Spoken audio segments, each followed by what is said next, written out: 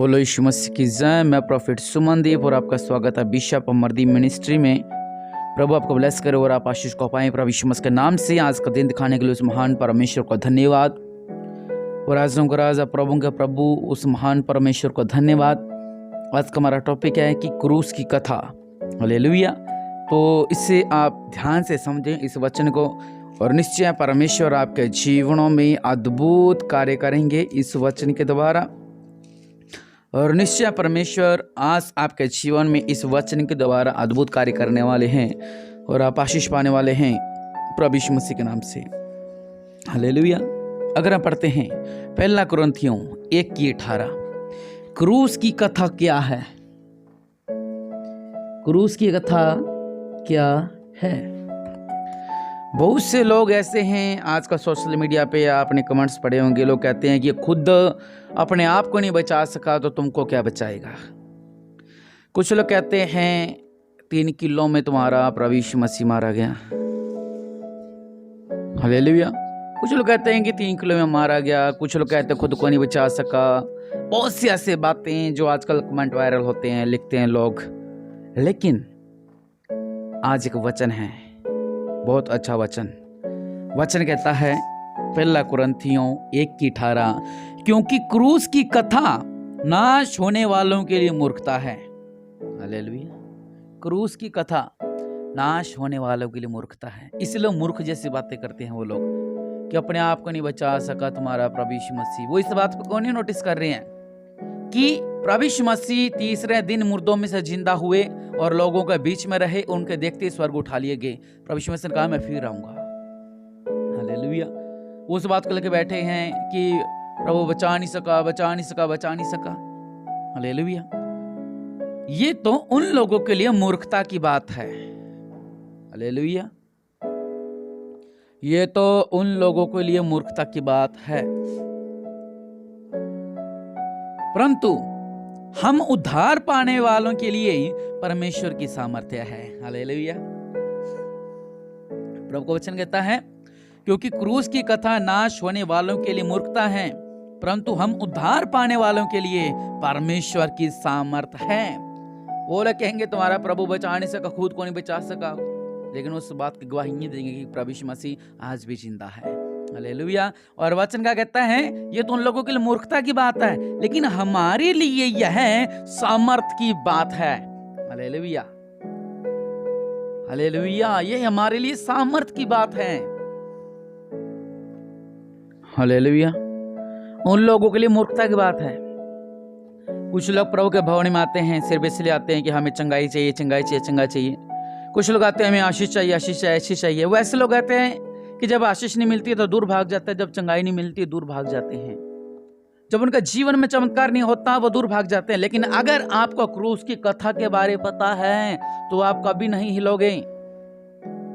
दुखों में, संकटों में, बीमारियों में, कष्टों में, बंधनों में भी अगर आप हुए तो आप प्रभु यीशु मसीह को नहीं छोड़ोगे, क्योंकि आपको क्रूस की कथा बारे पता ही नहीं है।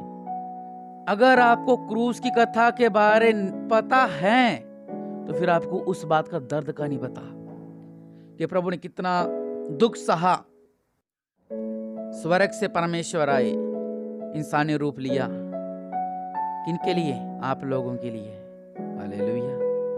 हमारे लिए, हमारे पापों को खत्म करने के लिए, एक मार्ग दिखाने के लिए, एक रास्ता दिखाने के लिए जो स्वर्ग की ओर जाता है वो है प्रभु यीशु मसीह। हालेलुया।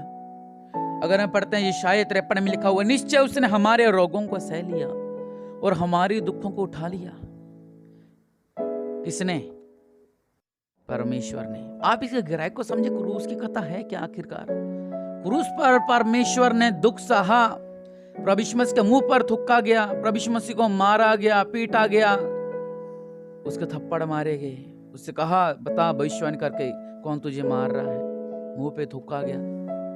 आज अपने को मुंह पे थूक दे, अपने उसके घर में तोड़फोड़ कर आते हैं, लड़ाई झगड़ा कर लेते हैं, लेकिन प्रभु मुंह पर थूका गया, मारा गया, घसीटा गया, कोड़े मारे गए, बर्छे मारे गए। क्या कुछ नहीं सहा परमेश्वर ने? अगर आपको क्रूस की कथा पता है तो आप कभी भी प्रभु से दूर नहीं होगे। उस प्रेम से आप अलग नहीं होगे, उस शांति से आप अलग नहीं होगे, क्योंकि परमेश्वर ने हमारे लिए दुख को सहा। हालेलुया। क्योंकि उसके कोड़े खाने से हम लोग चंगे हो गए हैं। प्रभु का कोड़े खाने से हम लोग चंगे हो गए हैं। प्रभु के कोड़े खाने से हम चंगे होते हैं। वचन कहता है निश्चय उसने हमारे रोगों को सह लिया और हमारे ही दुखों को उठा लिया, तो भी हमने उसे परमेश्वर का मारा कूटा दुर्दशा पड़ा हुआ समझा, परंतु वह हमारे ही अपराधों के कारण घायल किया गया, वह हमारे अधर्म के कामों के कारण कुचला गया। हमारी ही शांति के लिए उस पर ताड़ना पड़ी, क्योंकि उसके कोड़े खाने से हम चंगे होते हैं। हालेलुया। ये किसके लिए किया प्रभु ने? आप लोगों के लिए, आपके आने वाली पीढ़ी के लिए, आपके बच्चों के लिए, आपके परिवार के लिए। हालेलुया। हम तो सब के सब भेड़ों के समान भटक गए थे। हम में से हर एक ने अपना अपना मार्ग लिया और यहोवा ने हम सबों को अधर्म का बोझ उसी पर लाद दिया। वह सताया गया तो भी वह सहता रहा और अपना मुंह ना खोला। थप्पड़ मारे प्रभु बोला, बता भविष्यवाणी करके कौन तुझे मार रहा है? इतना दुख सहा, इतनी पीड़ा सही, किनके लिए? आप लोगों के लिए। उस दर्द को समझें, उस फीलिंग लें, उस दर्द की, भावनाओं की। अगर कुछ लोग मूवी देखते हैं, उसमें कोई जैसे कि फैमिली मूवी होती है तो परिवार रोने लग जाता है, कॉमेडी मूवी होती है परिवार हंसने लग जाता है, डरावनी मूवी होती है तो लोग डरने लग जाते हैं, कुछ टाइम के लिए डरते ही हैं। फीलिंग लेते हैं, भावनाओं में बहते हैं, लेकिन आपके जीवन की भावनाएं क्रूस की कथा है। हालेलुया। आप समझे, परमेश्वर ने आपके लिए अपनी जान को कुर्बान किया। परमेश्वर ने आपके लिए, आपके परिवार के लिए, आपके बच्चों के लिए अपनी जान को दे दिया। हालेलुया। क्योंकि वो सब कुछ करने वाला वो महान परमेश्वर है। वचन कहता है वह सताया गया तो भी वो सहता रहा। हालेलुया। देखिए वो सताया गया, वो सह रहे हैं, प्रभु सह रहे हैं। किनके लिए? आप लोगों के लिए। और अपना मुंह न खोला। जिस प्रकार भेड़ वध होने के समय, भेड़ी उन कतरने के समय चुपचाप शांत रहती है, वैसे उसने भी अपना मुंह न खोला, क्योंकि प्रभु का मारा जाना जरूरी था। शैतानी राज्य ढाने के लिए और एक मार्ग बनाने के लिए, वो मार्ग जो स्वर्ग की ओर जाता है। प्रभु यीशु मसीह जिंदा हुए, तीसरे दिन मुर्दों में से जी उठे। प्रभु ने अपने हाथों को दिखाया। प्रभु के चेलों ने, कुछ लोगों ने विश्वास नहीं किया, उंगली डाल के देख रहे हैं कि उन छेदों पर, हाथ पे जो छेद थे, उन वर्षों को जो मारे थे, उन पर हाथ लगाकर उन्होंने विश्वास किया, यहाँ सच में परमेश्वर है। हालेलुया। क्योंकि परमेश्वर सब कुछ करने वाला परमेश्वर है। आप उस दर्द को समझे, उस फीलिंग को समझे, उस समय की जो प्रभु सताए जा रहे हैं, लेकिन वो सह रहे हैं कि इनके लिए, आप लोगों के लिए। क्या है? विश्वास। इसी से विश्वास आपका मजबूत होता है। हमारे जीवन में चमत्कार नहीं होते, हम प्रभु से दूर हो जाते हैं। मेरे घर में शांति नहीं, हम प्रभु से दूर हो जाते हैं। मेरे घर में पैसे नहीं, प्रभु से दूर हो जाते नहीं। परमेश्वर के लोगों, प्रभु ने आपके लिए, आपके परिवार के लिए दुख को सहा, दर्द को सहा। पास्टर बदलने से, चर्च बदलने से कुछ नहीं होता। अगर आपका सच्ची चर्च में है, आप अगर लोगों का जीवन में चमत्कार हो रहे हैं, आपका जीवन में चमत्कार नहीं हो रहे हैं, इसका मतलब अभी तक आप क्रूस की कथा को नहीं समझे हैं। जितने मर्जी पास्टर बदलते रहें, जितने मर्जी चर्च बदलते रहें, चमत्कार प्रभु यीशु मसीह ने करना है। हालेलुया। हजारों चर्च बदलो, हजारों पास्टर जी बदलो, लेकिन आप अपने विश्वास को थोड़ा सा बदलें, परमेश्वर आपके जीवन में चमत्कारों को कर देगा। हालेलुया। आप समझें उस समय प्रभु पर कितना दुख था, कितने पीड़ा सह रहे थे परमेश्वर वहां पर। किनके लिए? आप लोगों के लिए। और वचन कहता है कि उसके कोड़े खाने से हम चंगे होते हैं। हालेलुया। प्रभु के कोड़े खाने से हम चंगे होते हैं। प्रभु यीशु मसीह के कोड़े खाने से हम चंगे होते हैं। और सच में परमेश्वर आपके जीवन में अद्भुत कार्य करना चाहता है। आज अपनी आंखों को बंद करें, उस दर्द को ब्याह करें। आपका दर्द कुछ भी नहीं है। आपकी सुई लगती है हाथ के ऊपर, आप 3 बार मुंह के अंदर लेते हो उंगली को, ताकि खून बंद हो जाए। प्रभु को कितना दुख मिला, कितनी पीड़ा मिली, किस तरह से जब मारते थे कितने ग्राम मांस उखड़ जाता था। हालेलुया। लेकिन चमत्कार किसने किया? परमेश्वर ने। वही परमेश्वर आज आपके जीवन में चमत्कार करना चाहता है।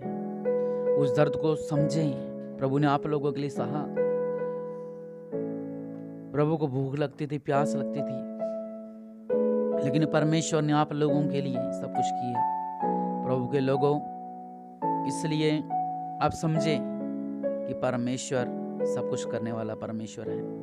आपके जीवन में चमत्कार करने वाला परमेश्वर है। प्रभु यीशु मसीह का वचन कहता है, मेरे पीछे हो, मैं तुम्हें सब आशीष दे दूंगा। और हम प्रभु के पीछे हमें होना है, हमें प्रभु के पीछे होना है, ताकि परमेश्वर आपके जीवन में चमत्कार करें, आप आशीष पाने पाएं, आप ब्लेसिंग पाएं, आपके जीवन में चमत्कार होने पाएं। इसलिए अपनी आंखों को बंद करें, घुटनों पर आए, प्रार्थना करते हैं। दया करने वाले परमेश्वर प्रभु जी, सच में मेरे पिता, आपने हमारे लिए दुखों को सहा, आपने हमारे लिए पीड़ा को सहा। दया करने वाले परमेश्वर प्रभु जी, हम क्रूस की कथा जो मूर्खों के लिए